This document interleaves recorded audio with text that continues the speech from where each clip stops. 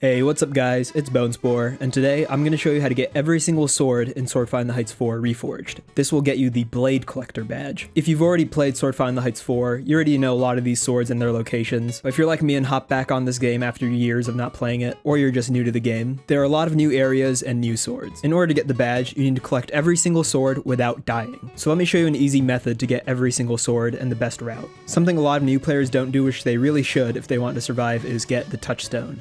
This will be crucial to surviving, as it gives you an escape option in case you're cornered, accidentally fall, or just know that you won't be able to win a fight. I'd also recommend grabbing armor at one point so that your max health goes from 100 to 200. One quick side note, which I forgot to include after I made this whole video already, is that you should also grab the float linked sword, which is here in Locust. Alright, back to the rest of the video.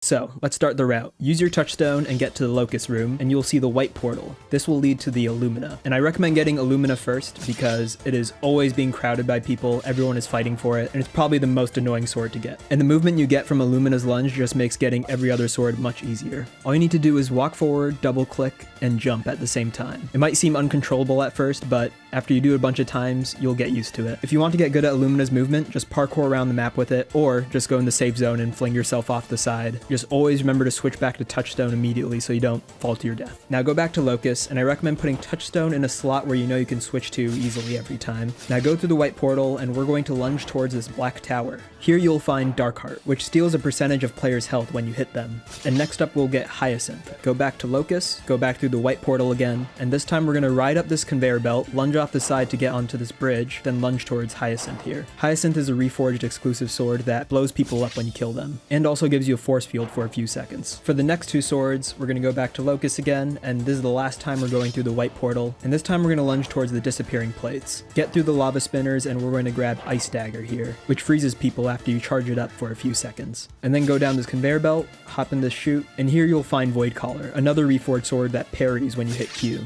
Now at this point you could just go back to Locust and go through the purple portal, but I'm just going to go up this conveyor belt and Illumina lunge twice to get to this grassy tree area where you can find Sky Dagger, which gives you a speed boost, and Ancient Illumina, which acts like the old Illumina where it only lunged you upwards. Back to Locust we go, and we're going through the purple portal this time, and we're going to get Ghostwalker. You'll notice I'm switching between Illumina and Ancient Illumina, which helps a lot with movement, which again is optional, but I recommend doing it because it adds a lot of new movement and it's pretty fun.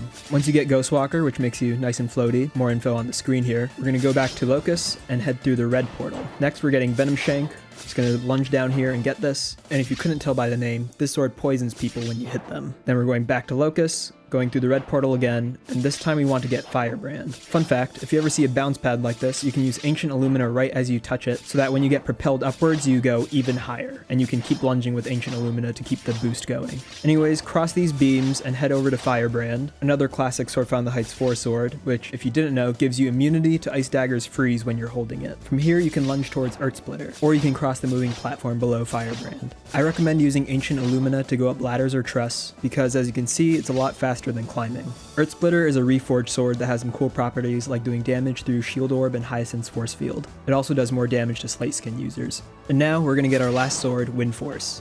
After you fail to fend off someone for a little bit and they fall to the void, you're going to want to head up these stairs, and at the top you'll find Wind Force. This sword gives a crazy knockback anytime you hit someone. And there you have it.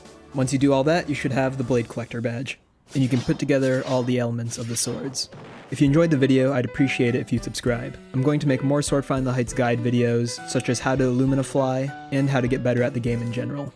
So if that interests you, stay tuned. I also already have a bunch of shorts on here, so check those out if you'd like, and you can also check out my TikTok page where I just post random edits. And yeah, that's it.